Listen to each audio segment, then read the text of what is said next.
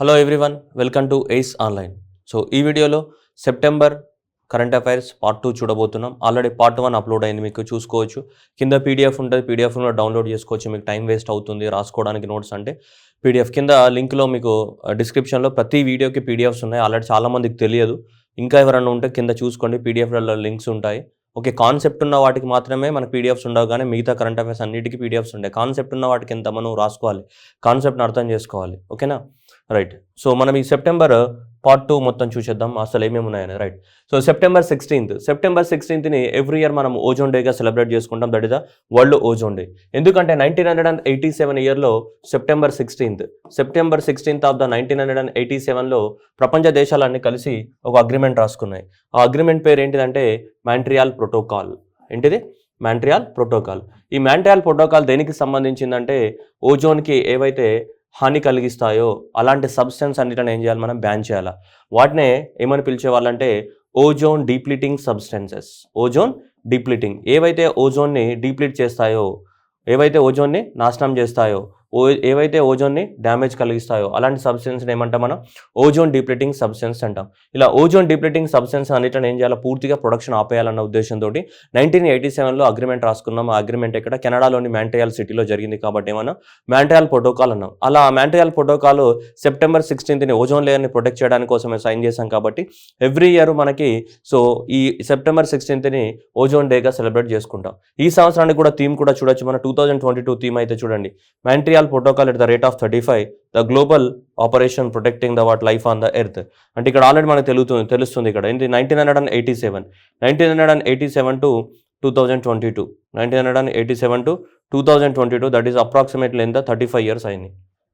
That is a Montreal Protocol at the rate of 35. That is a global cooperation protecting the life on earth. Global cooperation protecting the life on the earth. So ఈ ozone layer ఏదైతే ఉందో, so ఈ ozone లేయర్ని మనం ఏం చేయాలి, so కాపాడడానికి కోసమే మనకు మాంట్రియాల్ ప్రోటోకాల్ని తీసుకొచ్చాము ఇప్పుడు 1987లో. ఓకే, మీ డీటెయిల్స్ అన్ని కూడా నేను చెప్పినాను మీకు ఆఫ్లైన్ క్లాస్లో, ఎన్విరాన్మెంట్లో. Right, follow them. Okay, next one, international day of the peace 2022. So peace అంటే మనకి శాంతి. చాలామంది మనకి ఏంటంటే అక్టోబర్ 2 మనము నాన్ వైలెన్స్ డేగా సెలబ్రేట్ చేసుకుంటాం. నాన్ వైలెన్స్, పీస్ రెండని అప్పుడప్పుడు మనకు మైండ్లో చిన్న డిస్టింక్షన్ వస్తూ ఉంటుంది. సో అందువల్ల మనకి ఇది United Nations Organization every year మనకి అబ్జర్వ్ చేస్తున్నాం ఇప్పుడు September 21st. So theme of the ఈ సంవత్సరానికి కానీ ప్రపంచ శాంతి దినోత్సవం యొక్క థీమ్ ఏంటిదంటే end the racism and the build అనే పీస్ తోటి మనకి థీమ్గా సెలబ్రేట్ చేయడం జరిగింది. వరల్డ్ పీస్ డే అనేది మనం సెలబ్రేట్ చేస్తున్నాం ఎవ్రీ ఇయర్ ఎప్పుడు సెప్టెంబర్ 21st. ఓకేనా, ఇది కూడా వెరీ ఇంపార్టెంట్. ఇప్పుడు ప్రపంచంలో అమెరికాలో కానీ చాలా దేశాలలో కానీ ఈ రేసిజం గురించి ఎక్కువ మొత్తంలో మనకి గొడవలు జరుగుతున్నాయి. సో కాబట్టి ఎండ్ రేసిజం బిల్డ్ పీస్ అనే థీమ్ తోటి ఈ సంవత్సరానికి గాను మనం వరల్డ్ పీస్ డేని సెలబ్రేట్ చేసుకుంటాం ఎవ్రీ ఇయర్ ఎప్పుడు సెప్టెంబర్ 21st మనము పీస్ డేగా సెలబ్రేట్ చేసుకుంటూ ఉన్నాము. ఓకేనా, రైట్. నెక్స్ట్ వచ్చేసి world rhino day. Every year September 22 world rhino డేగా సెలబ్రేట్ చేసుకుంటున్నాము. ఈ సంవత్సరానికి సంబంధించి మనకి రైనోస్లలో ప్రపంచం మొత్తంలో 5 రైనో స్పీసీస్ ఉన్నాయి. ఆ రైనో స్పీసీస్ని కాపాడాలన్న ఉద్దేశంతో 5 రైనో స్పీసీస్ అనే స్పీషీస్ ఫర్ ఎవర్ అనే పేరుతోటి సెలబ్రేట్ చేసుకున్నాం. ఆఫ్రికన్ రైనో కానీ, అండ్ బ్లాక్ వైట్ రైనోస్ కానీ, ఏషియన్ రైనో స్పీషీస్ కానీ, అండ్ నెక్స్ట్ జావాన్ రైనోస్ కానీ, సమత్ర రవైస్, ఇలా 5 రకాల రైనో స్పీసీస్ ఉన్నాయి ప్రపంచంలో. ఈ 5 రకాల రైనో స్పీసీస్ని కాపాడాలన్న ఉద్దేశంతో మనకి సెలబ్రేట్ చేసుకుంటాం ఎవ్రీ ఇయర్ అనేది. వరల్డ్ వైల్డ్ లైఫ్ ఫండ్ అనేది అనౌన్స్మెంట్ చేసింది 2010లో. 2011 నుంచి మనకి జనరల్గా ఇది ఇంటర్నేషనల్ డేగా రికగ్నైజ్ అవ్వడం జరిగింది. That is world rhino day celebrate చేస్తున్నాం ఇప్పుడు సెప్టెంబర్ 22 ఎవ్రీ ఇయర్ 2011 నుంచి సెలబ్రేట్ చేస్తున్నాం వరల్డ్ రైనో డే. ఈ సంవత్సరానికి సంబంధించిన థీమ్ అయితే ఏంటిది, 5 రైనో స్పీసీస్. ఇండియాలో ఈ 100 రైనోస్ అన్ని ఎక్కడ ఉన్నాయి, మనకి ఒకటే నేషనల్ పార్క్లో ఉంటాయి. దాదాపు 70% అనేటివి ఇవి కాజీరంగా నేషనల్ పార్క్. ఇక్కడ అస్సాంలో ఉన్నటువంటి కాజీరంగా నేషనల్ పార్క్ లోపల మనకి ఎక్కువ మొత్తంలో ఈ 100 రైనోసరస్ అనేసి ఉండే. దాదాపు 70% ఇండియాలో ఉన్నటువంటి ఈ 100 రైనోస్ అన్ని కూడా మన కాజీరంగా నేషనల్ పార్క్ అస్సాంలో ఉంది, దాంట్లోనే ఉంటాయి ఇవన్నీ. ఓకేనా, ఈ సంవత్సరానికి సంబంధించినటువంటి థీమ్ ఏంటిదమ్మా? So this is the 5 rhino species forever. Next world rivers day. September 4th week every year September 4th సండేని మనము వరల్డ్ రివర్స్ డేగా సెలబ్రేట్ చేసుకుంటాం. ఈ సంవత్సరం అనేది సెప్టెంబర్ 25th వచ్చింది కాబట్టి సెప్టెంబర్ 25th అనేది ఏమొచ్చింది, 4th Sunday off the September మంత్లో వచ్చింది. సో ఆ విధంగా సెలబ్రేట్ చేసుకుంటాం. కెనడాకి చెందినటువంటి మార్క్ యాంజిలో అనేటువంటి ఒక రివర్ కన్జర్వేషన్ స్టార్ట్ చేయడం జరిగింది. ఈ సంవత్సరానికి కనుక థీమ్ వచ్చేస్తే importance of the reverse to biodiversity అనే పేరుతోటి మన రివర్స్ డేని సెలబ్రేట్ చేసుకోవడం జరిగింది. దీన్ని రివర్స్ డేని జనరల్ 25th. So world rivers day. Next వచ్చేసి world environment day. Okay, world environment day. So one environment day కాదు, వరల్డ్ ఎన్విరాన్మెంట్ హెల్త్ డే ఇది. ఓకేనా, వరల్డ్ ఎన్విరాన్మెంట్ డే ఎప్పుడు సెలబ్రేట్ చేసుకుంటాం ఇక్కడ? వరల్డ్ ఎన్విరాన్మెంట్ డే అని మీ అందరికీ తెలుసు, June 5th. So June 5th of the 1972లో మనకు ఫస్ట్ టైం మనకు స్టాక్హోమ్ కాన్ఫరెన్స్ జరిగింది. అంటే ఆ రోజు మనిషి మొదటి అడిగేస్తాడు. June 5th ఆఫ్ ద 1972 రోజు that is the first human food step for the protection of the environment.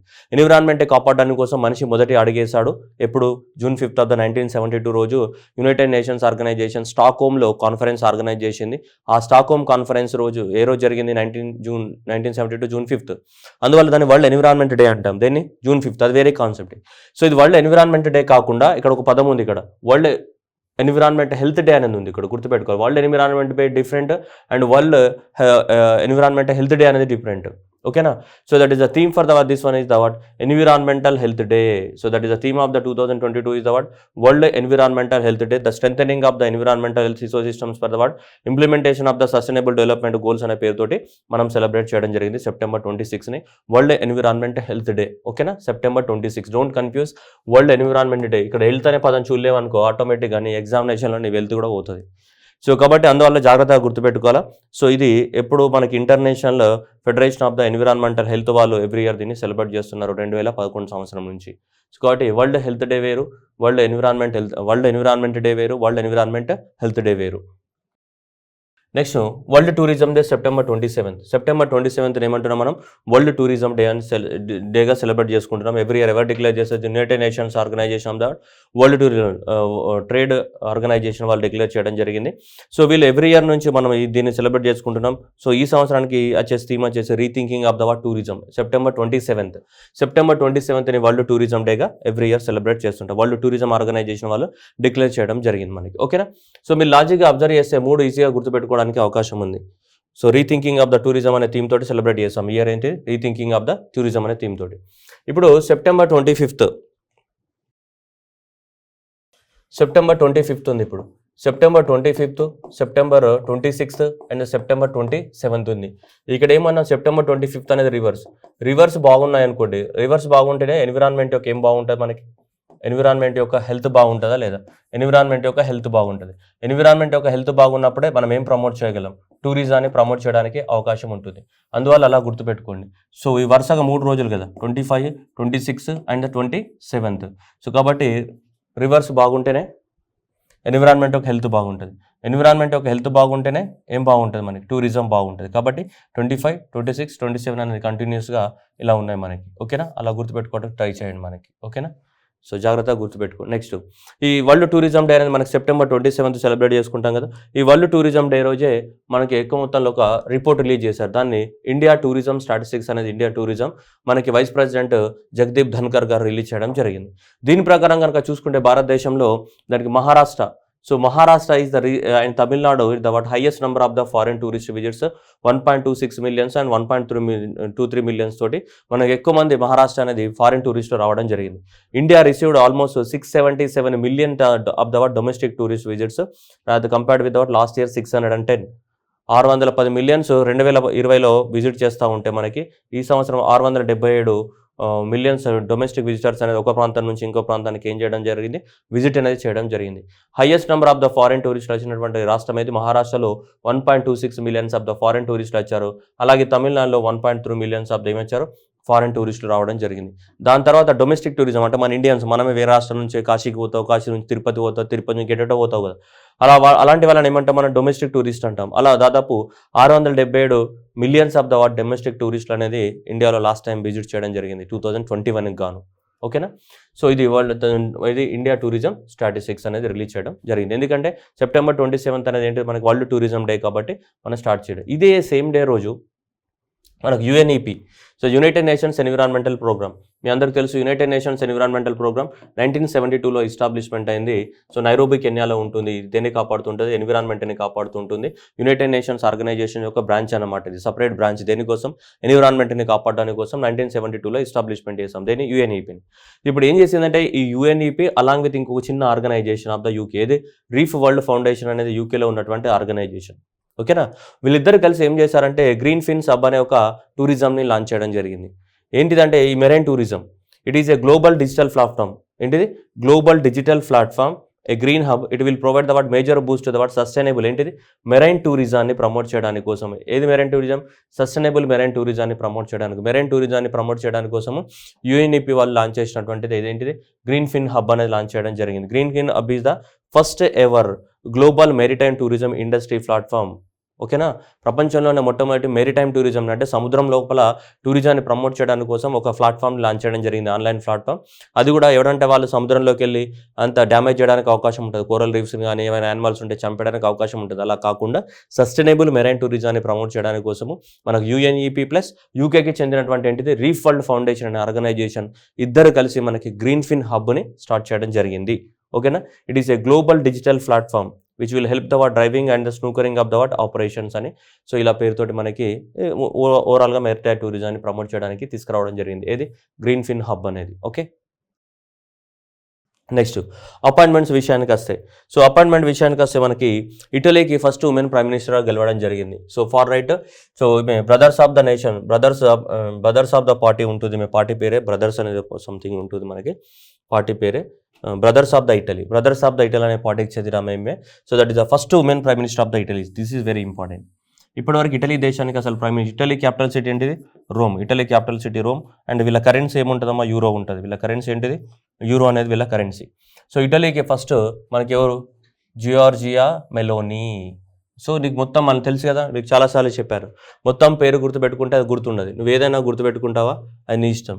So ఇక్కడ మెలోనీ, సో మెలోనీ ఇక్కడ గుర్తుపెట్టుకో, మెలోనీ ఇక్కడ ఉంది, మెలోనీ నీ ఐ ఫర్ ఏంటిది? ఇటలీ.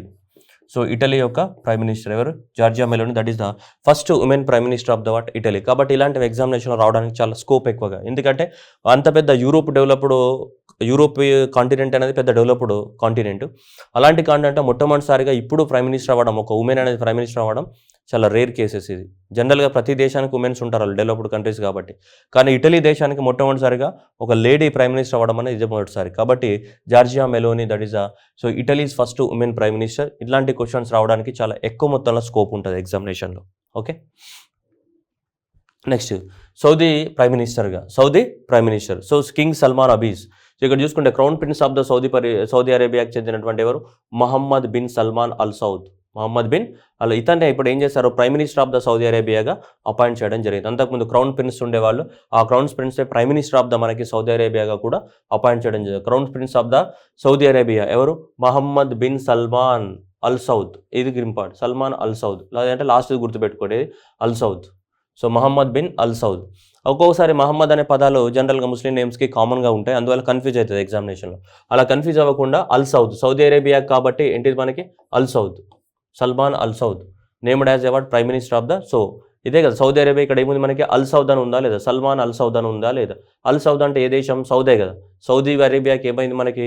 ప్రైమ్ మినిస్టర్గా అపాయింట్ చేయడం. ఇంతకుముందు ఏదైనా యువరాజు, ఆ దేశానికి యువరాజు, ఎందుకంటే ఆ దేశంలో ఎలక్షన్స్ మనలాగా డెమోక్రసీ ఉండదు కదా, అంతా మోనార్కీ కాబట్టి. సో అలాంటి దేశాలలో మన రాజులే ఉంటారు. సో కింగ్ ఉండరు, కింగ్ కొడుకు ఏమవుతాడు? క్రౌన్ అవుతాడు. ఆ క్రౌన్ ఇప్పుడు ఏమయ్యాడు? ప్రైమ్ మినిస్టర్ అయ్యాడు. ఏ దేశానికి? సౌదీ అరేబియాకి. Al Saud, Salman Al Saud, Mohammed bin Salman Al Saud. Al Saud అంటే సౌదీ అరేబియా. ఓకేనా, right. Next Uganda youth climate. ఏ దేశం? యుగాండా దేశానికి చెందినటువంటి. సో ఈమె యూత్ క్లైమేట్ యాక్టివిటీస్ అంటే క్లైమేట్ కోసం పోరాడుతున్నటువంటి ఎవరు? వనీసా ఆమె యూనిసెఫ్కి గుడ్ విల్ అంబాసిడర్గా అపాయింట్ అవ్వడం జరిగింది. She was prominent member of the what Fridays for the what future movement and she founded the rise up movement platform to raise the voices of the African climate activist. కొంచెం climate కాపాడడానికి కోసం చాలా పోరాటం చేసింది ఆమె చిన్న online websites ద్వారా. So అందుకోసం ఏమని యూనిసెఫ్ అనేది సో మనకి అంబాసిడర్గా అపాయింట్. యూనిసెఫ్ అంటే United Nations International Children's Emergency Fund. ఇది ఎక్కడ ఉంటుంది? యూనిసెఫ్ అనేది న్యూయార్క్లో ఉంటుంది. యూనిసెఫ్ యొక్క హెడ్ క్వార్టర్ ఏంటిదమ్మా? న్యూయార్క్లో ఉంటుంది. ఈ చిల్డ్రన్స్ని కాపాడడానికి కోసం ఈ మనకి యుగాండన్ యూత్ క్లైమేట్ ఎవరు? వనీసాని ఏం చేశారు మనకి? సో యూనిసెఫ్ బ్రాండ్ అంబాసిడర్గా అపాయింట్ చేయడం జరిగింది. ఎవరిని? వనీసాని గుర్తుపెట్టుకోవాలి. ఏ దేశం? యుగాండా దేశానికి చెందినటువంటి వీర వనిత అనేటువంటి ఎవరు? Vanessa. Next chief of the defence staff అంటే మనకి జనరల్గా మనకి యుద్ధాలు వచ్చినప్పుడు కాపాడడానికి మనకి ఇప్పుడు ఆర్మీ ఉంటుంది. ఓకే, సో ఆర్మీ ఉంటుంది మనకి. నెక్స్ట్ ఏముంటుంది? మనకి నేవీ కూడా ఉంటుంది. అండ్ దాంతోపాటు మనకి ఏముంటుంది? ఎయిర్ ఫోర్స్ కూడా ఉంటుంది. మరి మూడిట్ల యుద్ధం వచ్చిన టైంలో మూడిట్ల మధ్యన ఏముండాలి? కోఆర్డినేషన్ ఉండాలి. కోఆర్డినేషన్ ఉండడానికి కోసం ఈ పోస్ట్ని క్రియేట్ చేశారు. దేన్ని? CDS, chief of the defence staff అని.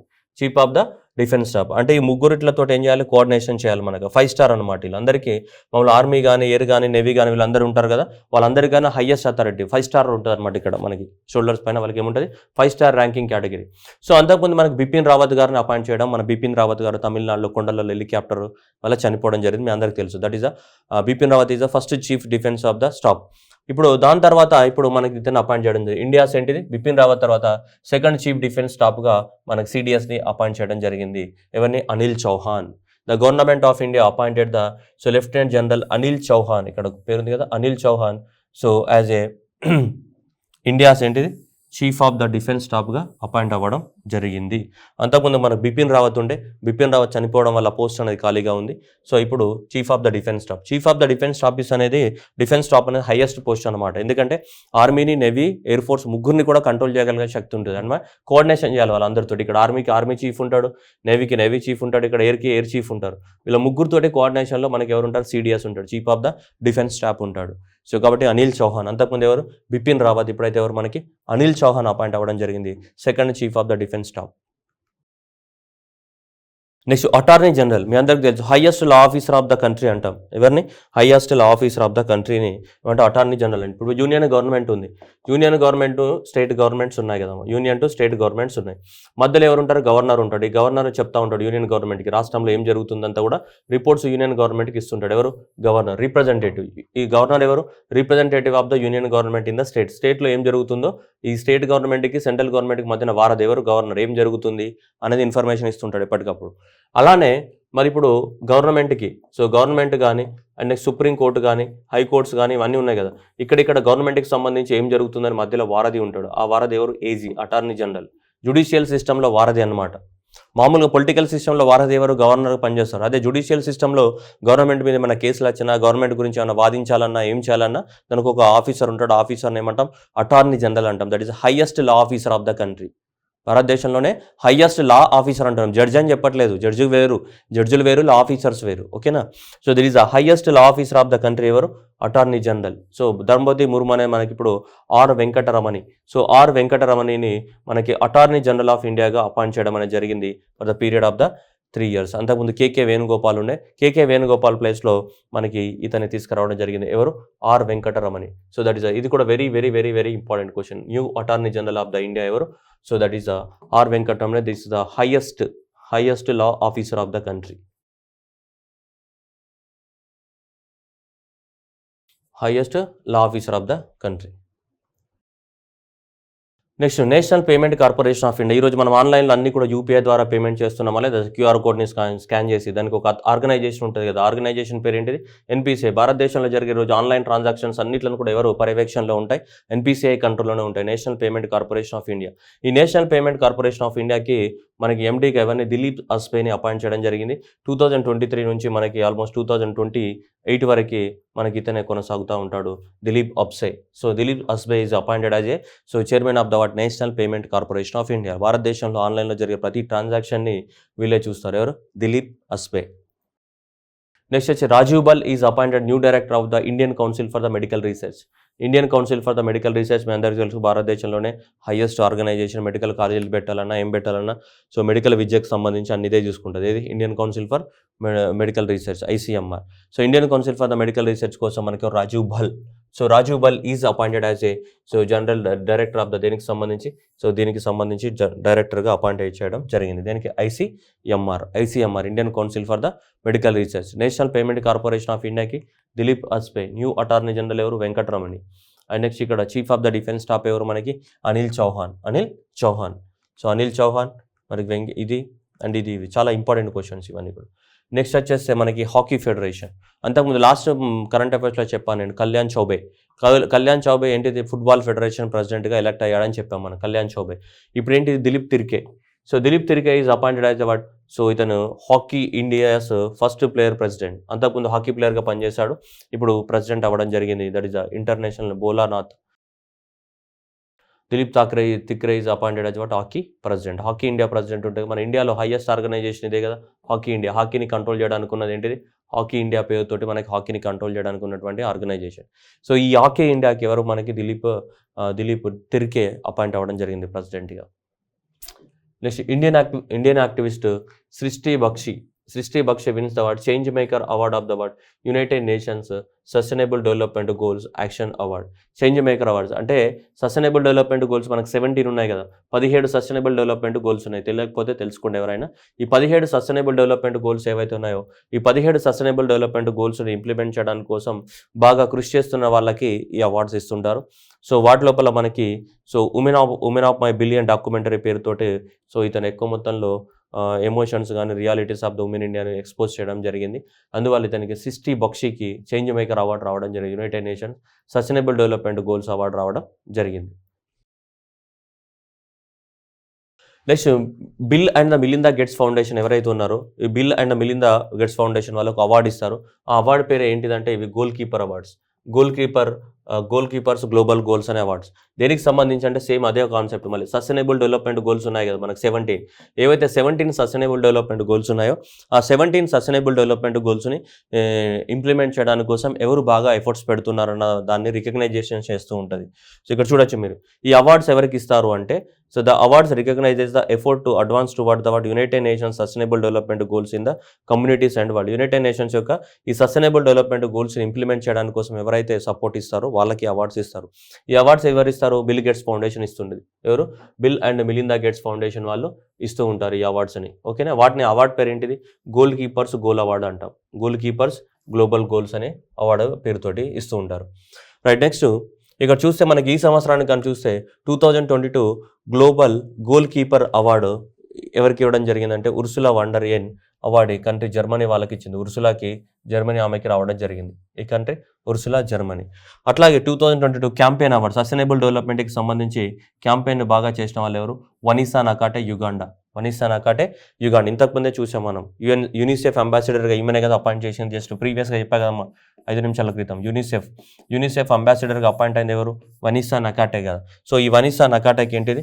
సో ఈ సస్టైనబుల్ డెవలప్మెంట్ క్యాంపెయిన్ అవార్డు రావడం జరిగింది. వనీసా నకాటే ఎక్కడ నుంచి? యుగాండా నుంచి. నెక్స్ట్ చేంజ్ మేకర్ అవార్డు అనేది సో మనకి ఎవరి? జహరా జోయాకి రావడం జరిగింది. ఇక్కడ ఆఫ్ఘనిస్తాన్ అనే కంట్రీ నుంచి దానికి. నెక్స్ట్ వచ్చేసి 2022 ప్రోగ్రెస్ అవార్డు చూస్తే మనకి డాక్టర్ రాధికా బత్రాకి రావడం జరిగింది. ఎక్కడి నుంచి? ఇండియా నుంచి రాధికా బత్రాకి రావడం జరిగింది. ఇండియాలో ఎవరున్నారు? ఒకరు. ఏ అవార్డు వచ్చింది? 2022 sustainable development progress award.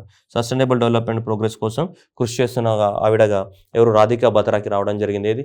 Global goal keepers awards. Goal keeper global అవార్డ్స్కి సంబంధించి ఈ అవార్డ్స్ రావడం జరిగింది. క్యాంపెయిన్ అవార్డు అయితే ఎవరికి? వనీసాకి రావడం జరిగింది. చేంజ్ మేకర్స్ అయితే జహ్రా జోయాకి రావడం జరిగింది. అండ్ ప్రోగ్రెస్ అవార్డు అయితే ఎవరు? రాధికా బత్రాకి రావడం జరిగింది. ఓకేనా? ఇవి మనకి ఇంపార్టెంట్. ఇవి బై హార్ట్ చేయాలి. ఇది ఎవరిచ్చారు? ప్రజెంటెడ్ బై ఇది కాదు మనకు కావాల్సింది. ప్రజెంటెడ్ బై ఇవి కావాలి మనకి. ఉర్సులా జర్మనీ నుంచి, and next Vanessa and Zoya, and next ఎవరు? రాధికా. అలాగే ఉన్నాయి కదా, Ursula, Vanessa, Zoya, Radhika.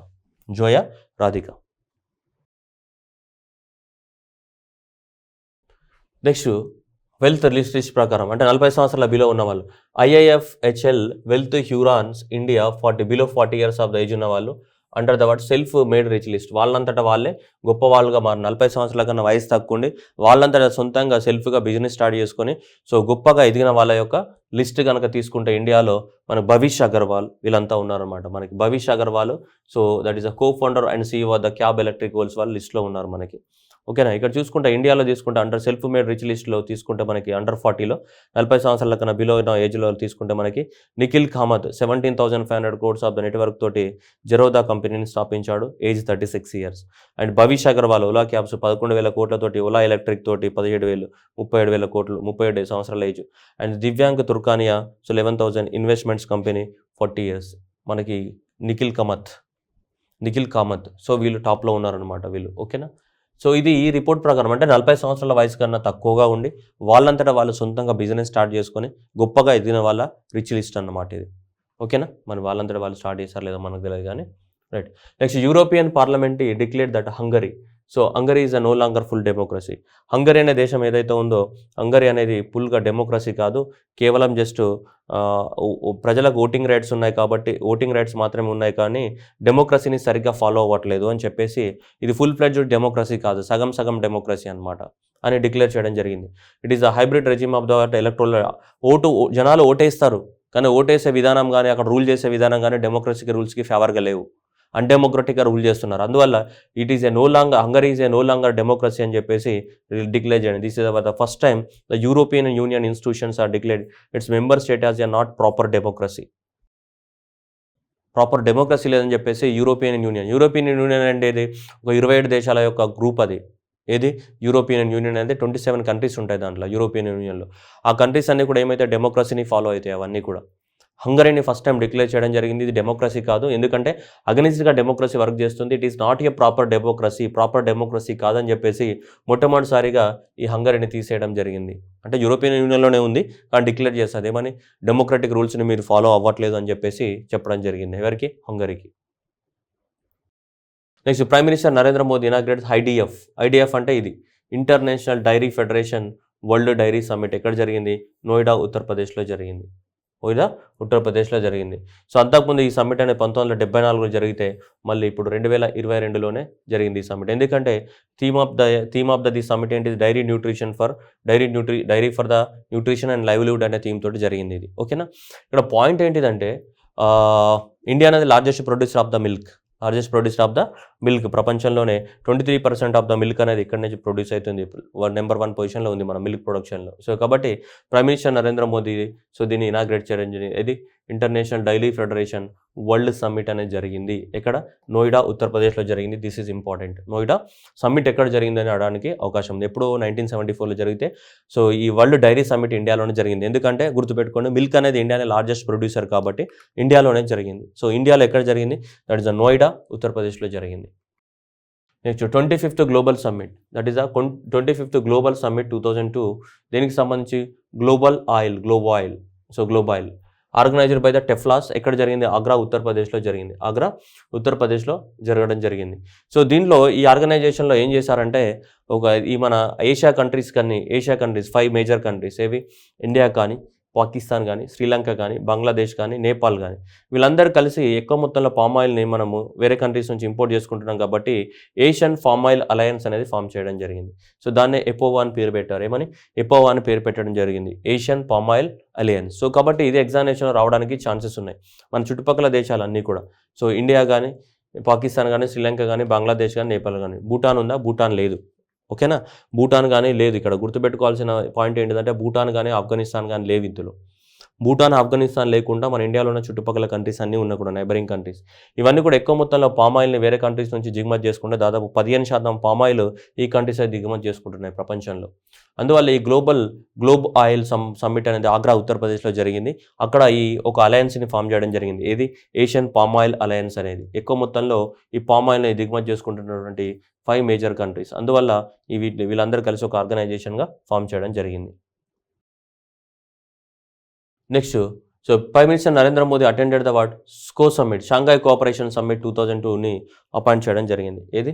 Shanghai cooperation స్కో అంటే ఏంటిది? షాంఘై కోఆపరేషన్ ఆర్గనైజేషన్ అనేది ఎప్పుడో 1996లో ఎస్టాబ్లిష్మెంట్ అయింది. దీంట్లో ఇవన్నీ కంట్రీస్ ఉంటాయి, రష్యా కానీ, చైనా కానీ, ఇండియా, పాకిస్తాన్, ఉజ్బెకిస్తాన్, కజకిస్తాన్, కిర్జికిస్తాన్,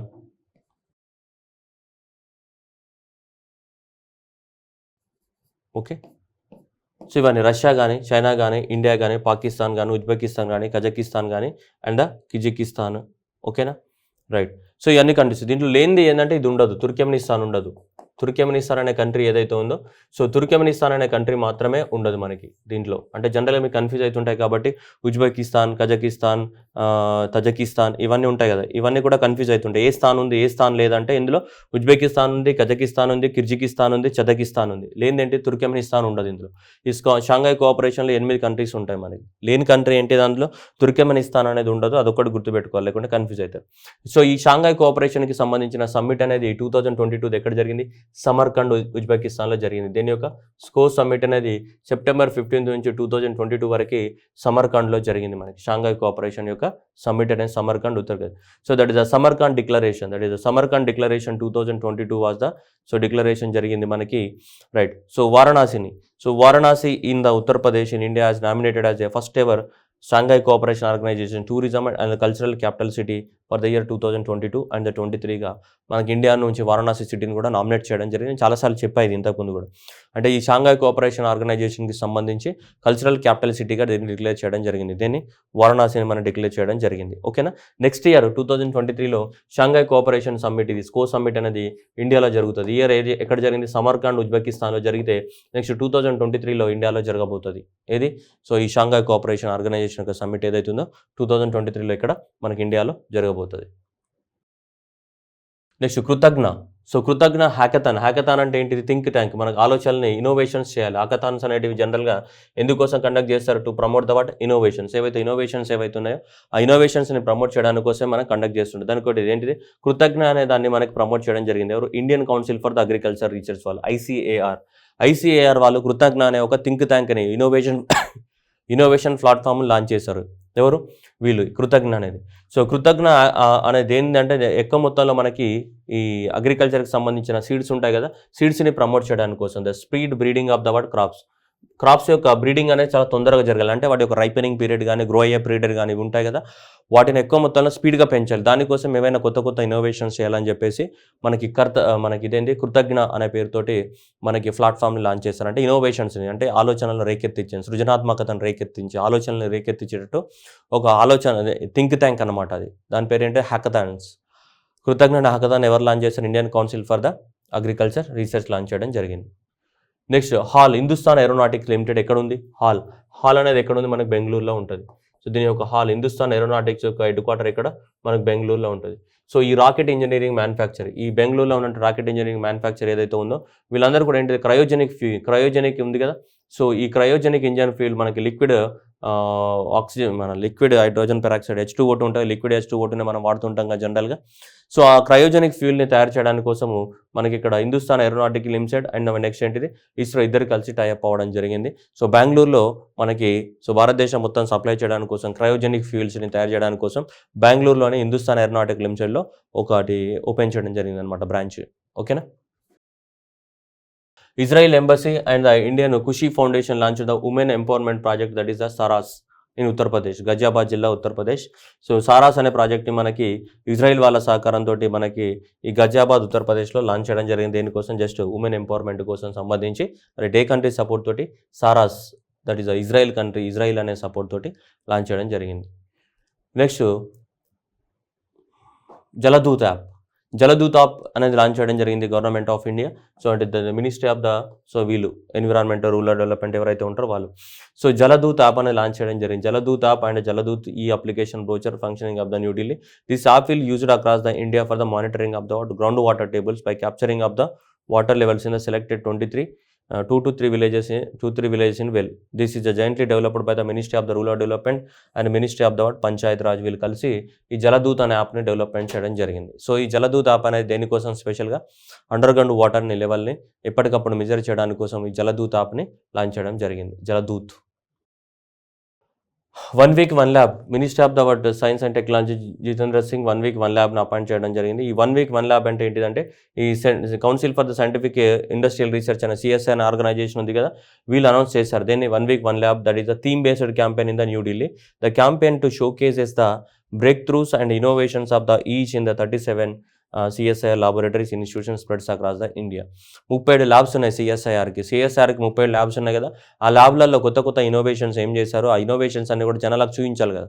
అలా చూపించడానికి మీరు 37 రోజుల పాటు తిరగచ్చు. ఒక్కొక్క వారము ఒక్కొక్క ల్యాబ్కి వెళ్ళి అక్కడ ఏమేమి కొత్త ఇన్నోవేషన్స్ ఏమున్నాయి, కొత్త బ్రేక్ త్రూస్ ఏమున్నాయి అవన్నీ చూడడానికి అవకాశం కల్పించడం జరిగింది. That is 1 week and the 1 lab అనే క్యాంపెయిన్. అంటే ఆల్రెడీ వాళ్ళు ఇన్నోవేషన్ చేసిన ఏవైతే ఉన్నాయో ఆ ఇన్నోవేషన్ చేసిన వాటిని అన్నింటిని ఏం చేయాలి, మనం అక్కడ వెళ్ళి చూడడానికి అవకాశం కల్పించడం జరిగింది మనకి. ఓకేనా.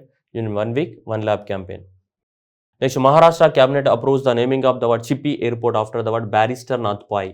సో బారిస్టర్ నాథ్పాయ్ అనే ఆమె సోషల్ యాక్టివిస్ట్ అక్కడ.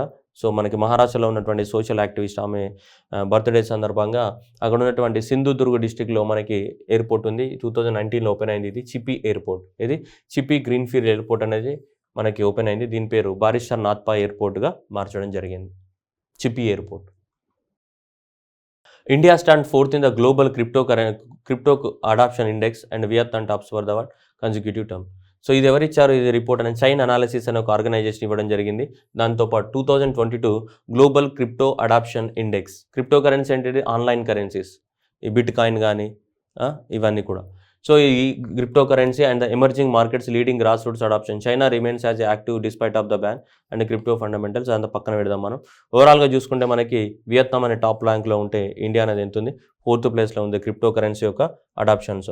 సో మనకి క్రిప్టో కరెన్సీ అడాప్షన్ చేయడానికి రెడీగా ఉన్న దేశాలలో అన్నట్టు Vietnam, and next followed by the Philippines 2nd ర్యాంక్లో ఉంది, అండ్ 3rd ర్యాంక్లో ఉక్రెయిన్ ఉంది, అండ్ 4th ర్యాంక్లో ఏముంది మనకి ఇండియా అనేది ఉంది. మనకి 1st ప్లేస్లో ఏముంది వియత్నాం. ఏంటిది క్రిప్టో కరెన్సీ అడాప్షన్ ఇండెక్స్ అంటే అడాప్షన్ చేసుకోవడానికి ఎక్కువ ఛాన్సెస్ ఉన్న దేశాలని అడాప్షన్ చేసుకోవడానికి దాంట్లో ఎక్కువ మొత్తంలో ఇక్కడ వియత్నాంలో ఎక్కువ మొత్తంలో వాళ్ళు క్రిప్టో కరెన్సీ ఆన్లైన్ కరెన్సీస్ని అడాప్ట్ చేసుకోవడానికి రెడీగా ఉన్నట్టు తెలుస్తుంది.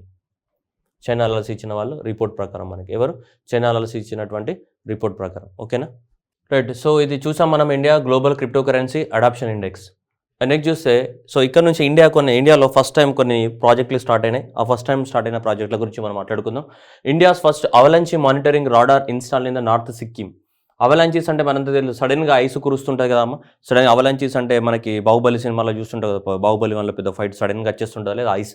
సో అలాంటి వాటిని ఏమంటాం, సో అవలాంచీస్ అని చెప్తుంటాం మనం. సో అవలాంచీస్ అనేది మనకి so India installed in the northern Sikkim by the what Indian army and the what defence Jio informatics research establishment. వీళ్ళిద్దరు కలిసి మనకు ఫస్ట్ టైం మనకి ఈ స్నోకి సంబంధించి కానీ ఫాగ్ కానీ యాజ్ వెల్ యాజ్ ఈ నైట్ టైం లోపల వాళ్ళ ఆర్మీ వాళ్ళకు కూడా కష్టం అవుతుంది అక్కడ ఉండడం అనేది. అందువల్ల సో సడన్గా ఒకవేళ ఆర్మీ వాళ్ళు అక్కడ డ్యూటీలో ఉన్నారు అనుకోండి, సడన్గా మంచు కురిసింది అనుకోండి, సడన్గా చనిపోవడానికి అవకాశం ఉంటుంది. అందుకోసం అవలాంచి మానిటరింగ్ రాడార్ని మనం నార్త్ సిక్కింలో ఎస్టాబ్లిష్మెంట్ చేయడం జరిగింది.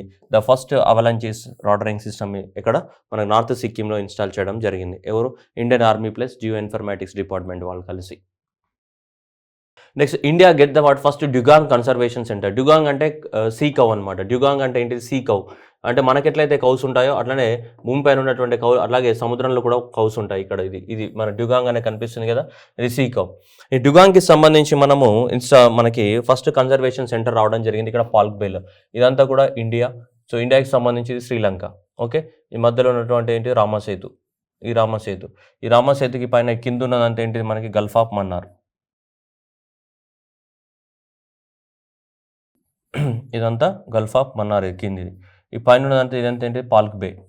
So gulf of Mannar and ఇదంతా ఏంటిది పైన ఉన్నదంతా ఏంటిది మనకి పాల్క్ బే ఉంది, గల్ఫ్ ఆఫ్ మన్నార్ ఉంది. గల్ఫ్ ఆఫ్ మన్నార్ అండ్ పాల్క్ బే ఉంది కదా. సో ఇక్కడ ఈ ప్రాంతంలో ఈ పాల్క్ బే ఏదైతే ఉందో ఈ ప్రాంతం ఉంది కదా. సో ఈ ప్రాంతంలో మనకి ఎక్కువ మొత్తంలో ఈ సీకౌకు సంబంధించిన డ్యూగాంగ్ ఆర్ఆర్ అంటే సీకౌకు సంబంధించినటువంటి కన్జర్వేషన్ సెంటర్ అనేది తమిళనాడు గవర్నమెంట్ అప్రూవ్ చేయడం జరిగింది ఈ ప్రాంతంలో. ఎందుకంటే ఇది కూడా గ్రాస్ తింటుంది, దీనికి కూడా ఏం కావాలి, గ్రాస్ కావాలి, గడ్డి కావాలి. ఆ గడ్డి అనేది ఇక్కడ మనకు తమిళనాడు కోస్ట్లోనే ఉంది. ఈ తమిళనాడు కోస్ట్ ఏమంటాం మనం, ఈ తమిళనాడు యొక్క కోస్ట్ లైన్ ఉంది కదా, ఈ తమిళనాడు యొక్క కోస్ట్ ఏమంటాం మనం కోరామండల్ కోస్ట్ అంటాం. ఈ కోస్ట్ లైన్లోనే ఎక్కువ మొత్తంలో మనకి ఇక్కడ దానికి తినడానికి కావాల్సినటువంటి గడ్డి ఏదైతే ఉందో అది దొరుకుతుంది. అందువల్ల దీన్ని కన్జర్వేషన్ చేయడానికి కోసం మనకి ఇక్కడ సో ఇండియాలోనే ఫస్ట్ మనకు కన్జర్వేషన్ సెంటర్ని తీసుకురావడం జరిగింది. ఇక్కడ పాల్క్ బేలో తీసుకురావడం జరిగింది. తమిళనాడు గవర్నమెంట్ అనేది అప్రూవ్ ఇచ్చింది. That is Tamil Nadu government is notified the what India's first dugong అంటేనే సీకౌ కన్జర్వేషన్ రిజర్వ్. ఓకేనా. So in the coastal waters of the Thanjavur and next Pudukkottai districts of the Tamil Nadu with 448 square kilometres ఏరియాస్లో మనం తీసుకురావడం. It is the largest carnivore or marine mammals the primarily feeds on the what sea grass beds and ఇవన్నీ కూడా. కానీ at present 240 dugongs in India. The majority of the found in the what Tamil Nadu Palk bay. 240 మాత్రమే ఉన్నాయంట. వాటి గడ్డి కావాలి, ఆ గడ్డి ఇక్కడే ఉంటుంది కాబట్టి వాటిని కాపాడడానికి కోసం మనకి ఇండియాలో ఫస్ట్ ఏంటిది సో డ్యూగాంగ్ కన్జర్వేషన్ సెంటర్ని తీసుకురావడం జరిగింది. ఏది సో వీటిని కాపాడడానికి కోసం ఇక్కడ పాల్క్ బేలో, గల్ఫ్ ఆఫ్ మన్నార్లో కాదు, పాల్క్ బేలో, Thanjavur Pudukkottai districts. Next border security force deploys the. చూడండి ఇక్కడ 2-3 వర్డ్స్ ఉన్నాయి, ఇక్కడ కొంచెం జాగ్రత్తగా అబ్జర్వ్ చేద్దాం.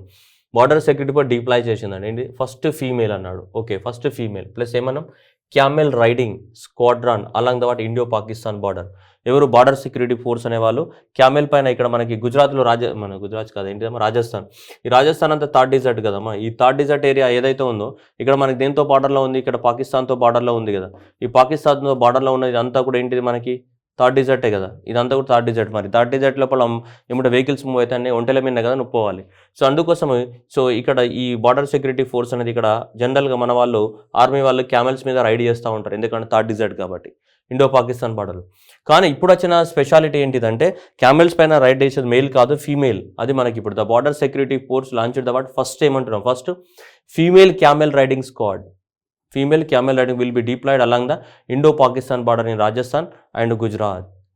ఓకేనా, అది గుర్తుపెట్టుకోవాలి. సో 1 డిసెంబర్ 2022లో లాంచ్ అయిపోతుంది. ఎందుకంటే అది బీఎస్ఎఫ్ రైజింగ్ డే, ఆ రోజు బీఎస్ఎఫ్ ఎస్టాబ్లిష్మెంట్ డే కాబట్టి. సో అలా right, this is the what squadron will be the what first of its kind in the world. So ఒంటెల మీద రైడ్ చేసేటువంటి సో ఫీమేల్ స్క్వాడ్రాన్ మనకి ఆర్మీ ఫోర్స్ అనేది ఏ దేశంలో లేదు. అలా ఫస్ట్ టైం ఇక్కడ గుజరాత్ మరియు రాజస్థాన్ బార్డర్లో బార్డర్ సెక్యూరిటీ ఫోర్స్ వాళ్ళు మనకి లాంచ్ చేయబోతున్నారు. అది గుర్తుపెట్టుకోవాలి. ఇప్పుడు December 1 of the 2022, December 1 of the 2022కి లాంచ్ చేయబోతున్నారు మనకి. ఓకేనా. Next Hamare Beti Hamare Maan, women security కోసం భూపేంద్ర సింగ్ మనకి బాఘెల్ మనకి ఛత్తీస్గఢ్ చీఫ్ మినిస్టర్ లాంచ్ చేయడం జరిగింది. Hour daughter hour pride, that is a campaign for the what women safety and empowerment of the society కోసం ఇది లాంచ్ చేయడం జరిగింది. ఏ రాష్ట్రం లాంచ్ చేసిందని అడుగుతాడు, ఏ రాష్ట్రం ఛత్తీస్గఢ్ అని లాంచ్ చేయడం జరిగింది. Next Bihar CM inaugurate the what India's longest rubber dam. India's ఏమన్నా లాంగెస్ట్ రబ్బర్ డ్యామ్ అని a river, Phalgu river. Phalgu river పైన సో మనకి దాన్ని గయాజీ డ్యామ్ అని కూడా పేరు పెట్టడం జరిగింది. దీని పేరు ఏంటిది, గయాజీ డ్యామ్. సో దీన్ని ఏమంటాం, Gayaji dam. That is India's longest ఏంటిది, రబ్బర్ డ్యామ్ ఇది. So India's longest rubber dam. So rubber ద్వారా నిర్మించడం జరిగింది. సో ఇది రబ్బర్ డ్యామ్ అనేది. ఓకేనా, గుర్తుపెట్టుకోవాలి. That is Nitish Kumar inaugurated the what India's ఏంటిది, Gayaji dam on the a river, Phalgu river. Phalgu river near the what Vishnupada temple, Gaya in Bihar. The river originates in the Palamu district of the Jharkhand and passes through the holy city of the Gaya in the Bihar. So అది మనం గుర్తుపెట్టుకోవాలి. So ఈ డ్యామ్ని construct చేసిన వాడు రుబీనా company of the Australia వాళ్ళు construct చేయడం జరిగింది. In collaboration with the what Nagarjuna construction company of the Hyderabad with the advice of the experts of the what IIT Roorkee Uttarakhand వాళ్ళ సహాయంతో. సో ముగ్గురు కలిసి దీన్ని నిర్మించడం జరిగింది. ఏది, సో ఇది ఫాల్గు రివర్ పైన నిర్మించడం జరిగింది. ఓకేనా, వెరీ ఇంపార్టెంట్.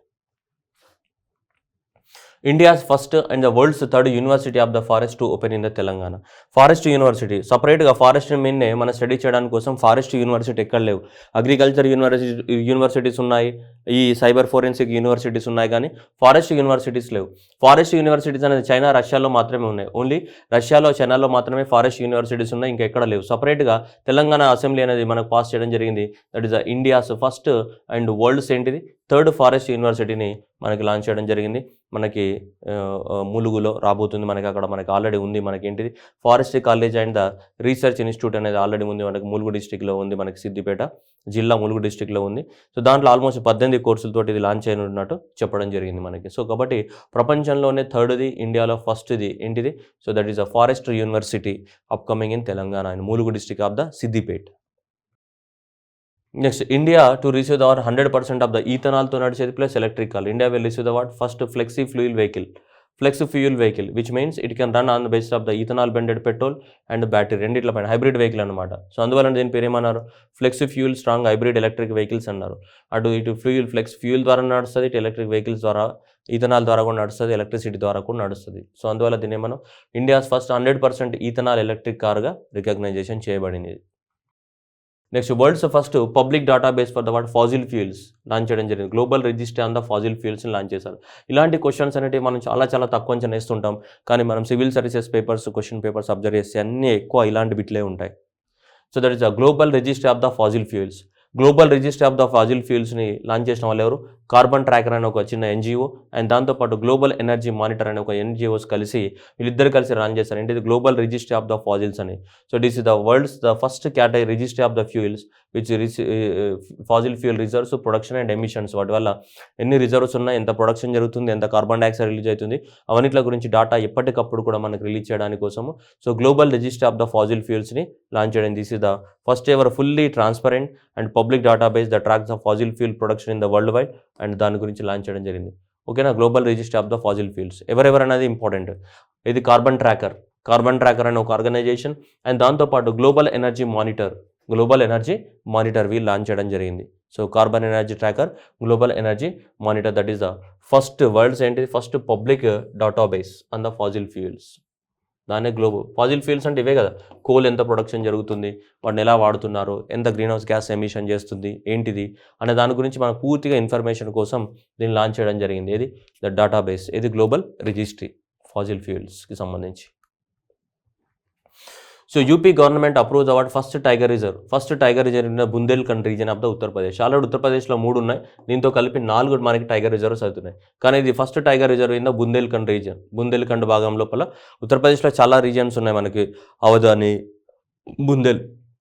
బుందేల్ఖండ్ అని, బాగేల్ఖండ్ అని, ఇలా చాలా రీజన్స్ ఉన్నాయి. ఒక్కొక్కరు మన ఇప్పుడు ఆంధ్రప్రదేశ్లో ఉండకపో, రాయలసీమ, కోస్టల్ ఆంధ్ర, ఇవన్నీ ఉంటాయి, తెలంగాణ 3 ప్రాంతాలు ఉండేవి కదా. అట్లానే ఇక్కడ కూడా బుందేల్ఖండ్ రీజన్ మా ఉత్తరప్రదేశ్ రాష్ట్రంలో ఒక పెద్ద రీజన్ బుందేల్ఖండ్. అంటే ఆ బుందేల్ఖండ్ రీజన్లో ఫస్ట్ టైగర్ రిజర్వ్ అనేది రాబోతుంది.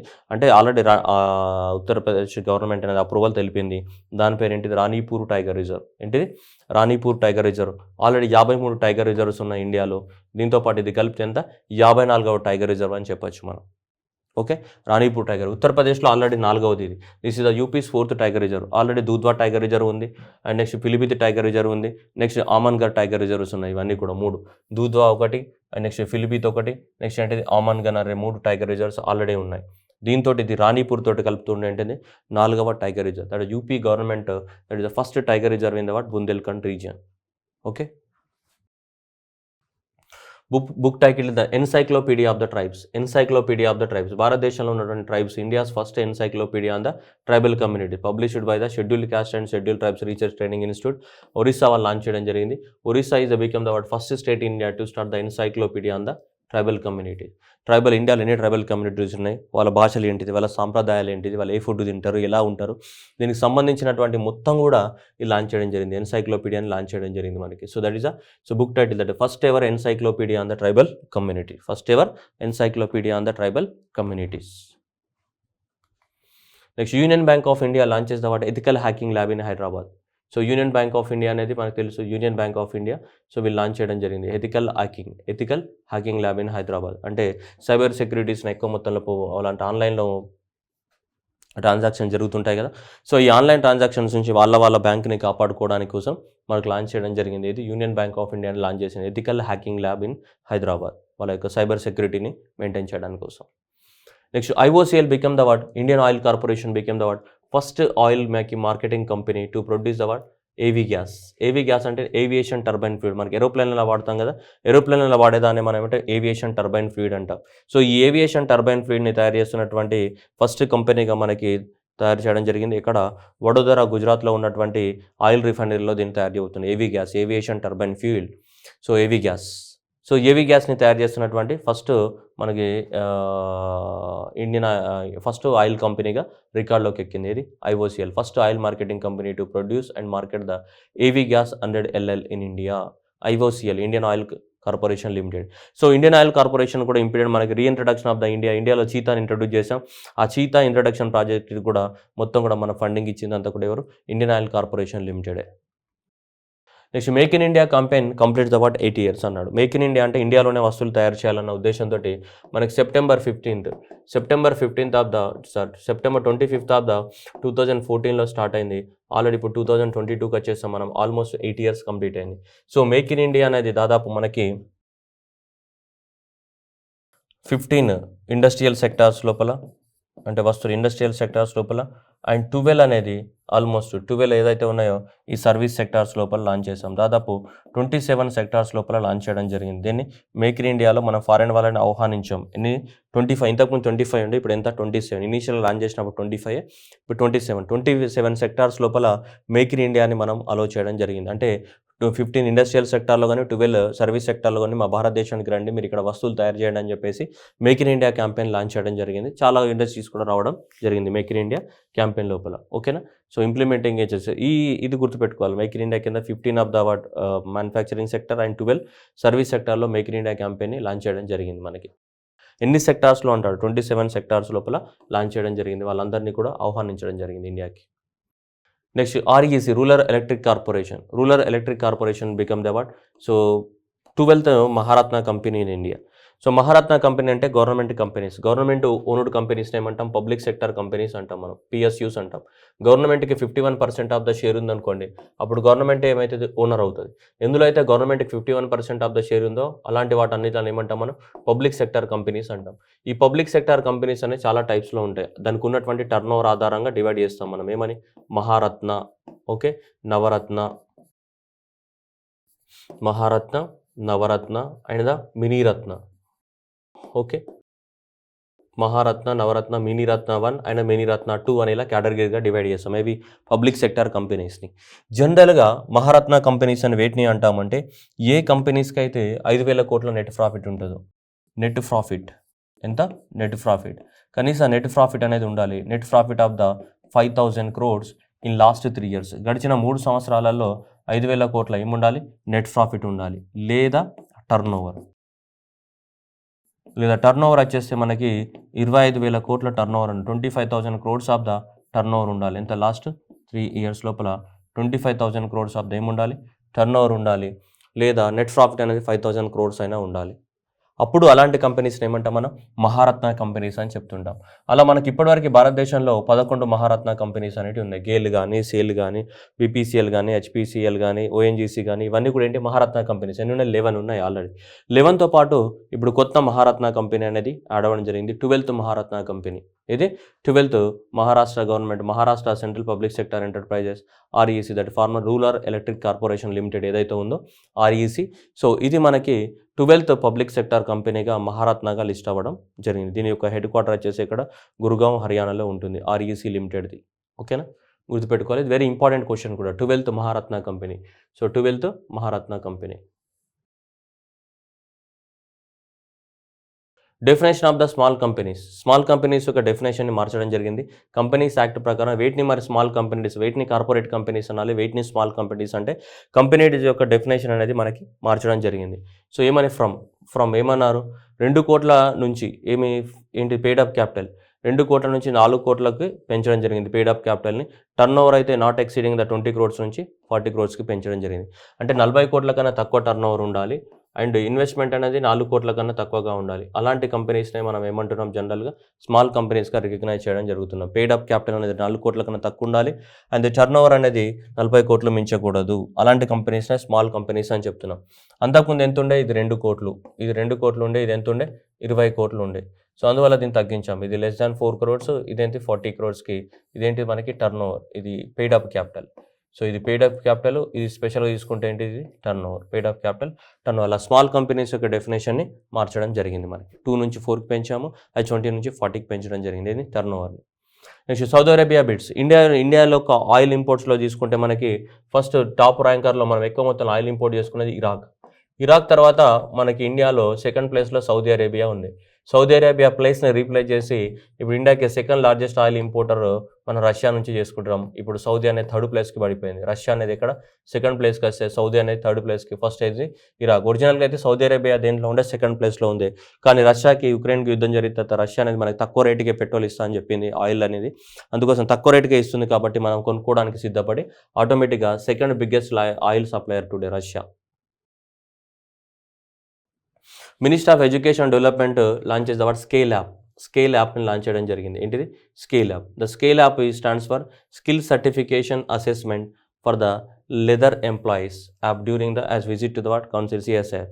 ఎవరైతే ఈ లెదర్కి సంబంధించినటువంటి ఎవరైతే ఉంటారో వాళ్ళకి సంబంధించిన స్కిల్స్ నేర్పించుకోవడానికి కోసం, వాళ్ళకి సర్టిఫికేట్స్ని డౌన్లోడ్ చేసుకోవడానికి కోసం దీన్ని తీసుకురావడం జరిగింది. స్పెషల్గా లెదర్ సెక్టార్లో ఎవరైతే ఎంప్లాయీస్ వర్క్ చేస్తున్నారో వాళ్ళకి సంబంధించేది స్కేల్ యాప్ అనేది. అంటే వాళ్ళకి సంబంధించిన సర్టిఫికేట్స్, వాళ్ళకి సంబంధించిన అన్ని దాంట్లో ఉంటాయి స్కేల్ యాప్లో. నెక్స్ట్ టెర్రాపే. సో టెర్రాపే అనేది ఇక్కడ కాదు, నెదర్లాండ్స్లో ఉంది. ఇది టెర్రాపే అనేది నెదర్లాండ్స్. ఇది మన భారతదేశంలో ఉన్నటువంటి ఆన్లైన్ రీటైల్ ట్రెండ్ అన్నింటిని కంట్రోల్ చేయడానికి ఏముంది మనకి, national payment corporation of India limited ఉంది మనకి, అవునా. సో ఎన్పిసిఐ తోటి టైఅప్ అయింది. టైఅప్ అయిపోయి ప్రపంచంలో కూడా మన యూపీఐ సిస్టమ్ ఉంది కదా, యూనిఫైడ్ పేమెంట్ ఇంటర్ఫేస్ యూపీఐ. ఆ యూపీఐ సిస్టమ్ ద్వారా కూడా ప్రపంచంలో కూడా అన్ని దేశాల్లో క్యూఆర్ కోడ్ని స్కాన్ చేసుకొని పేమెంట్స్ని యాక్సెప్ట్ చేయడానికి కోసము మనం దీన్ని తీసుకురావడం జరిగింది. వీళ్ళతో టైఅప్ అయింది నెదర్లాండ్స్ యొక్క, దీంతో టెర్రాపేతో టైఅప్ అవ్వడం జరిగింది. యూపీఐ అంటే నువ్వు ఇప్పుడు స్కాన్ చేసి టక్కన కొట్టేస్తున్నావు లేదు, అట్లనే మరి ఫారిన్ కంట్రీకి పోతే ఫారిన్ కంట్రీస్లో కూడా అలా అంత ఈజీగానే స్కాన్ చేసి కొట్టేయడానికి కోసం టెర్రాపే అనే నెదర్లాండ్స్ కంపెనీతోటి ఒప్పందం కుదుర్చుకుంది. నెక్స్ట్ 1 week 1 lab, ఇది ఆల్రెడీ చెప్పేసాం మనం, 1 week 1 lab. Next INS Tarkash అనేది మనకి ఇండియా యొక్క ఐఎన్ఎస్ తర్కాష్ అనేది నైజీరియాకి వెళ్ళడం జరిగింది. ఏ కంట్రీకి, నైజీరియా నేవీతో కలిసి మనకు అక్కడ మ్యారిటైమ్ ఎక్సర్సైజ్లో పార్టిసిపేట్ చేయడం జరిగింది. యాంటీ పైరసీ, ఈ దొంగలు ఉంటారు కదా, ఈ దొంగల మూట, ఇదంతా కూడా ఆఫ్రికా కదా, గల్ఫ్ ఆఫ్, ఇదంతా కూడా ఆఫ్రికా ఇక్కడ ఉంటుంది, ఆఫ్రికా దేశంలో. ఇక్కడ అంతా కూడా ఈ సోమాలియా, ఎరిటేరియా, ఇక్కడ ఎక్కువ మొత్తంలో గల్ఫ్లో దొంగలు ఉంటారు ఇక్కడ. అందుకోసం ఇక్కడ anti piracy operations anti piracy operations చేయడానికి కోసం మన ఇండియా నుంచి ఐఎన్ఎస్ థర్కస్ అనేది పోయింది మనకి పోర్టు లాగోస్ అక్కడ సెప్టెంబర్ 8 రోజు మనకి యాంటీ పైరసీ ఆపరేషన్స్ అనేటివి చేయడం జరిగింది మనకి. ఎవరితో కలిసి? నైజీరియన్ ఫోర్సెస్తో కలిసి. ఏ ship? INS Tarkash. Next army chief Manoj Pande reviews award. ఏది? పర్వత్ ప్రహార్. పర్వత్ ప్రహార్ అంటే ఎప్పుడైనా యుద్ధం వచ్చినప్పుడు కొండ ప్రాంతాలలో మనని కాపాడుకోవడానికి ఇండియన్ ఆర్మీ ఏం చేస్తుంది అని ఒక ప్రాక్టీస్ సెషన్. అలా ప్రాక్టీస్ సెషన్ పేరు ఏంటి? పర్వత్ ప్రహార్. సో ఈ పర్వత్ ప్రహార్ని మనకు విజిట్ చేయడం జరిగింది. పర్వత్ ప్రహార్ అంటే వాళ్ళు ఎలా ప్రాక్టీస్ చేస్తున్నారు, ఏంది కథ అని. ఓకేనా? మనకు యుద్ధం వచ్చినప్పుడు మనని కాపాడుకోవాలి కదా. That is a preparedness by the what? Commanders.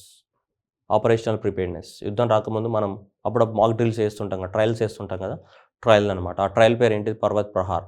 ఎక్కడ జరిగింది? Ladakh. Next INS Sunayna. INS Sunaya participated in the what? Maritime forces at the what? Seychelles. Seychelles అనే కంట్రీ ఎక్కడ నుంచి? మళ్ళీ ఆఫ్రికానే కదా. ఇదంతా కూడా ఆఫ్రికాని ఇలా తీసుకుంటే ఈ ఆఫ్రికా దేశానికి ఇక్కడ ఉన్నటువంటి చిన్న ఐలాండ్, ఈ ఆఫ్రికా దేశానికి ఇక్కడ ఉన్నటువంటి చిన్న ఐలాండ్ పేరు ఏంటిది? సీచెల్ ఐలాండ్స్. సో ఈ సీచెల్ ఐలాండ్ తోటే మనం కలిసి మెరిటైమ్ ఎక్సర్సైజ్ చేయడం జరిగింది. ఓకేనా? సో మన ఇండియా నుంచి ఏ షిప్ వెళ్ళింది? సరయు అనే షిప్ అనేది వెళ్ళడం జరిగింది. వాళ్ళతో కలిసేసి మనం కూడా ఏంటిది? మెరిటైమ్ ఎక్సర్సైజ్ అనేది చేయడం జరిగింది. ఎవరితోటి? సీచెల్ ఐలాండ్స్ తోటి. Next multinational naval exercise Kakadu. Multinational exercise Kakadu. Kakadu ఎక్కడ జరిగింది? ఆస్ట్రేలియాలో జరగడం జరిగింది. ఇండియన్ నావల్ షిప్ అనేది సత్పూర్ అనేది పార్టిసిపేట్ చేయడం జరిగింది. And PI-18 petrol air craft అనేది ఇండియా నుంచి వెళ్ళడం జరిగింది. 2 week long exercise being conducted in the Darwin and northern ఆస్ట్రేలియాలో జరగడం జరిగింది. సో ఎక్సర్సైజ్ కకాడు అనేది జరిగింది. ఇండియాతో పాటు చాలా కంట్రీస్ కూడా పార్టిసిపేట్ చేసినాయి, 10 కంట్రీస్ వరకు. సో ఎక్సర్సైజ్ కకాడు ఎక్కడ జరిగింది? Darwin. So Darwin reason of Australia. ఇక్కడ ఇదంతా కూడా ఆస్ట్రేలియా తీసుకుంటే ఆస్ట్రేలియాలో ఇక్కడ ఉన్న ఏరియా పేరు ఏంటి? డార్విన్. ఇక్కడ ఉంటుంది. ఈ డార్విన్ ఏరియాలో మనకి జరగడం జరిగింది. ఇది ఎక్సర్సైజ్ కకాడు. ఓకే. ఐఎన్ఎస్ తర్కాష్ ఎక్కడ పోయింది? నైజీరియాకు పోయింది. ఐఎన్ఎస్ సునయన ఎక్కడ పోయింది? సీచెల్కి వెళ్ళింది. నెక్స్ట్ ఇక్కడ నావల్ ఎక్సర్సైజ్ సంబంధించిన ఐఎన్ఎస్ సత్పూరా అనేది ఎక్కడ వెళ్ళింది? కకాడుకి పార్టిసిపేట్ చేయడం జరిగింది. కకాడులో. Next Indian coast guard induct the what? Indian coast guard ship that is the Samarth it's a fleet and India navy will get the 2 indigenous driving support vehicles అనేది తీసుకురావడం జరిగింది. సో ఈ సపోర్ట్ వెహికల్స్ అనేది మనకి ఇండియాలో ఇంట్రొడ్యూస్ చేయండి. Indian navy launches the 2 designed driving support vehicle. ఒకటి Nistar and second వన్ని వచ్చేసి నిపుణ్. నిస్తార్ అండ్ నిపుణ్ అనేది 2 విశాఖపట్నంలో ఆంధ్రప్రదేశ్లో లాంచ్ చేయడం జరిగింది. ఇవన్నీ కూడా హిందుస్థాన్ షిప్ యార్డ్ వాళ్ళు బిల్డ్ చేశారు. ఇవన్నీ అంటే సపోర్టింగ్ కోసం చేస్తారు, diving support vessels. Next INS Ajay was decommissioned in the Mazagon dock of the what? ముంబైలో Mazagon dock after 32 years of the నేషన్కి సర్వీస్ అందించిన తర్వాత ఇండియన్ నావల్ షిప్ ఏది? సో అజయ్ అనేది ఏంటిది? So it is anti submarine warfare ship అనేది మనకి దీన్ని రిటైర్మెంట్ ఇచ్చేసాం దీనికి, ఐఎన్ఎస్ అజయ్కి. And HPCL and Indian army launches the what? So Kargil ignited minds. Indian army వాళ్ళు అండ్ HPCL వాళ్ళ యొక్క కార్పొరేట్ సోషల్ రెస్పాన్సిబిలిటీ కింద ఇగ్నైటెడ్ మైండ్స్ అనే ప్రాజెక్ట్ లాంచ్ చేయడం జరిగింది. అక్కడ ఉన్నటువంటి 50 గర్ల్స్ని తీసుకుని వాళ్ళకి నేషనల్ లెవెల్లో ఇంజనీరింగ్ కానీ మెడికల్ ఎడ్యుకేషన్ చదివించుకోవడానికి కోసం దత్తకు తీసుకుందనమాట. ఎవరు? HPCL. సో దానికోసమే కార్గిల్ ఇగ్నైటెడ్ మైండ్స్ అనే పేరు పెట్టడం జరిగింది. ఎవరైతే కార్గిల్లో నివసిస్తున్నారో అక్కడ ఉన్నటువంటి లెస్ ప్రివిలేజ్డ్ గర్ల్ స్టూడెంట్స్ ఎవరైతే ఉన్నారో వాళ్ళ కోసం లాంచ్ చేయడం జరిగింది. ఇది కార్గిల్ ఇగ్నైటెడ్ మైండ్స్ అని. Next NASA test the what? DART test and crashes into the what? Asteroid Dimorphos. ఇక్కడ చూడండి, డాట్ అంటే గుర్తుపెట్టుకోవాలమ్మా, double asteroid redirection test, the world's first planetary defence technology demonstration successfully asteroid. ఇక్కడ ఏం చేశారు? వీళ్ళు ఒక టెక్నాలజీని ప్రిపేర్ చేశారు. NASA first planetary defence mission డాట్ అనేది, డబుల్ ఆస్ట్రాయిడ్ రీడైరెక్షన్ టెస్ట్ అనేది. వీళ్ళు ఒక మిషన్ని పంపించారు. ఆ మిషన్ని పంపించేసి అక్కడ ఉన్నటువంటి ఈ మన ఏమంటాం ఆస్ట్రాయిడ్ ఉంటుంది కదా. ఆస్ట్రాయిడ్ అంటే ఏంటిది? Broken parts of the planets కదా. ఏవైతే ఆస్ట్రాయిడ్ భూమికి దగ్గరగా ఉన్నాయో ఇదంతా కూడా ఎర్త్ అనుకుందాం. ఇది ఎర్త్. సో ఎర్త్కి పక్కగా ఇక్కడ చిన్న ఆస్ట్రాయిడ్స్ ఉన్నాయి. ఇవన్నీ కూడా ఒక చిన్న ఆస్ట్రాయిడ్స్ ఉన్నాయి. ఈ భూమిపై నుంచి ఒక మిషన్ పంపించి ఈ ఆస్ట్రాయిడ్ను గుద్దినారు అనమాట. పోయి దమ్మనవై గుద్దింది. సో గుద్ది దాన్ని పేల్చేసింది. అందువల్ల ఏమంటున్నాం ఇది? So that is the world's first planetary defence technology అంటున్నాం. Planetary defence technology. ఏ ఆస్ట్రాయిడ్ని? డిమార్ఫోస్ అనేది 6.8 million miles from the what? Earth నుంచి 6.8 మిలియన్స్ దూరంలో ఉన్నటువంటి డిమార్ఫోస్ అనే ఇక్కడ ఉన్నటువంటి ఆస్ట్రాయిడ్ని భూమి నుంచి ఒక శాటిలైట్ ఒక టెక్నాలజీని పంపించేసి దీన్ని డిమార్ఫస్ని ఏం చేసాం మనం? బద్దలు కొట్టడం జరిగింది. సో మనం ఈ మిషన్ ఉంది కదా, మిషన్ పై ఈ ఆస్ట్రాయిడ్ని హిట్ అవ్వడం జరిగింది. సో అంటే మనం కూడా చూడండి ఒక ఆస్ట్రాయిడ్ని పీల్చేయడానికి కోసం కూడా మనం ట్రై చేస్తున్నాం. అంటే ఇది ఏంటి నాసా చేసినటువంటి ఫస్ట్ ప్లానెటరీ ఏమంటున్నాం, డిఫెన్స్ మిషన్ అంటున్నాం. First planetary defence mission success అయింది. ఓకేనా. సో అందువల్లనే this Dimorphos is an asteroid that was discovered in the what 1996. అది భూమికి 6.8 మిలియన్ మైల్స్ దూరంలో ఉంది. సో దాన్ని ఢీ కొట్టడానికి మనం ప్రయత్నం చేయడం జరిగింది. ఢీ కొట్టాము దాన్ని కూడా, అది పగిలిపోయింది కూడా, చిన్నది కాబట్టి అది పగిలిపోయింది. సో అందువల్ల this marks the what humanities first attempt to move the what another celestial body with the aim to see it. So ఒక సెలిస్టియల్ బాడీని మనమే ఇట్లా గుద్దితే అది పక్కకు జరిగిపోయింది, పగిలిపోయి. అంటే మనం అంతా సాహసం చేసాం. దాని మిషన్ పేరు ఏంటి, డాట్. Next one, NASA's MOXIE instrument is successfully makes oxygen on the Mars. So ఈ మార్స్ పైన పంపించినటువంటి మనకి ఈ ఎక్స్పెరిమెంట్ చేస్తున్నారు మార్స్ పైన. So that is a Mars oxygen in situ reservoir utilisation experiment అనేది లంచ్ బాక్స్ అడ్ ఇన్స్ట్రుమెంట్ అనేది generated oxygen out by carrying out the what tiny tree on the what Mars. So అక్కడ Mars పైన మనకి ఫిబ్రవరి 2021లో ఇది మనకి మోక్స్ అనేది మనకి ప్రొడక్షన్ చేయడం జరిగింది. మార్స్ పైకి పంపించినట్టు మిషన్ ఉంది వాళ్ళకి, మార్స్ మిషన్ అనేది ఉంది కదా. సో మనకి ఇది పర్సివరెన్స్, ఈ పర్సివరెన్స్ కానీ ఎవరు పంపించారు, అది మనకి పర్సివరెన్స్ నాసా పంపించినటువంటి పర్సివరెన్స్ కానీ అండ్ రైట్. సో ఇంజనీర్స్ అనేది ఒక హెలికాప్టర్ కానీ ఉంది అక్కడ మార్స్ పైన, ఈ పర్సివరెన్స్. సో ఈ పర్సివరెన్స్ ఏదైతే ఉందో అక్కడ దాంట్లో ఆ పర్సివరెన్స్లో చిన్న లంచ్ బాక్స్ సైజు ఒక ఇన్స్ట్రుమెంట్ ఉంది. ఆ ఇన్స్ట్రుమెంట్ పేరు ఏంటిది, మోయిక్స్. సో ఈ మోయిక్స్ అనేది అక్కడ ఆక్సిజన్ని తయారు చేసిందంట. Next 7th edition of the what world wrestling championships జరిగినాయి మనకి. వరల్డ్ రెజ్లింగ్ ఛాంపియన్షిప్ అనేది బెల్గ్రేడ్ సెర్బియాలో జరగడం జరిగింది. సో ఇండియాకి 2 మెడల్స్ రావడం జరిగింది, బజరంగ్ పూనియాకి అండ్ నెక్స్ట్ వచ్చేస్తే మనకి వినేష్ పోగాట్. సో హర్యానా, వీళ్ళిద్దరికి మాత్రమే ఒక గోల్డ్ మెడల్ రావడం జరిగింది. సో ఇతనికి బ్రాంజ్ మెడల్ రావడం జరిగింది. సో మిగతావి వరల్డ్ ఛాంపియన్షిప్లో మిగతా మనకి ఏం రాలేదు. సో 15 మెడల్స్ తోటి అమెరికా అనేది టాప్లో ఉంటే, then followed by the Japan and Turkey third ప్లేస్లో ఉంటే, ఇండియా అనేది 24th ప్లేస్లో 2 మెడల్స్ తోటి గెలవడం జరిగింది. ఇది వరల్డ్ రెజ్లింగ్ ఛాంపియన్షిప్లో బజరంగ్ పూనియాకి 65 kgలో బ్రాంజ్ మెడల్ వస్తే, వినేష్ పోగాట్కి గోల్డ్ మెడల్ రావడం జరిగింది. India will boost the what made in moto GP F1 race. F1 race అనేది ఇండియాలో జరగబోతుంది మనకి. F1 రేస్ ఏదైతే ఉందో ఈ F1 రేస్ అనేది the world championship race or F1 race అనేది it's the grand bigs of the Bharat Buddh international circuit. మనకి F1 రేస్కి సంబంధించి ఇండియాలో ఒకటే ఉంది పెద్ద స్టేడియము, అదే ఇది Buddh international circuit, greater Noida ఉత్తరప్రదేశ్లో ఉంది. సో ఇక్కడ మనకు జరగబోతుంది మనకి. That is so commercial rights of the owner Dorna వాళ్ళు సైన్ చేసుకోవడం జరిగింది అగ్రిమెంట్ అనేది. మనకి 2023లో F1 రేస్ అనేది ఇండియాలో జరుగుతుంది. F1 రేస్కి సంబంధించి ఇండియాలో బుద్ధ్ ఇంటర్నేషనల్ సర్క్యూట్ అని ఒకటే స్టేడియం ఉంది నోయిడా ఉత్తరప్రదేశ్లో, అక్కడనే జరుగుతాయి, ఇంకా ఎక్కడ జరగవు ఇవన్నీ కూడా. ఓకేనా. ఈ రెజ్లింగ్లో వినేష్ పోగాట్ అండ్ బజరంగ్ పూనియా గుర్తుపెట్టుకోవాలి. నెక్స్ట్ మోయిక్స్, పర్సివరెన్స్లో ఉన్నటువంటి మోయిక్స్ పెద్ద ఇంపార్టెంట్ కాదు, ఇది ఇంపార్టెంట్, ఎగ్జామ్లో రావడానికి ఛాన్స్ ఉంది. డాట్ అనేది, వాట్ ఈస్ డాట్ అనేది, నాసా పంపించినటువంటి ఏంటిది, so interplanetary defence technology mission ఏది డాట్ అనేది. ఎందుకంటే భూమిపై నుంచి పంపించిపోయి ఒక దాన్ని గుద్ది పడగొట్టడం అంటే చాలా కష్టం, అలాంటిది మనం సక్సెస్ అవ్వడం జరిగింది మనకి. ఓకేనా.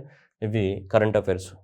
ఓకేనా, గుర్తుపెట్టుకోవాలి ఇవన్నీ. కకాడులో ఏం పార్టిసిపేట్ చేసింది, సునయ్ అనేది సీచెల్కి వెళ్ళింది. ఓకేనా. నెక్స్ట్ తర్కష్ అనేది ఎక్కడికి వెళ్ళింది, నైజీరియాకి వెళ్ళింది. ఇవన్నీ కూడా గుర్తుపెట్టుకోవాలి. యూపీఐకి టెర్రాపే అండ్ నెక్స్ట్ ఇవన్నీ కూడా స్కేల్ యాప్ దేనికోసం, లెదర్ వాళ్ళ కోసం. ఇవి కొన్ని ఇంపార్టెంట్ క్వశ్చన్స్ ఉన్నాయి, ఇవన్నీ 12th మహారత్న. ఓకేనా. Thank you everyone. నెక్స్ట్ వీడియోలో మళ్ళీ కలుసుకుందాం.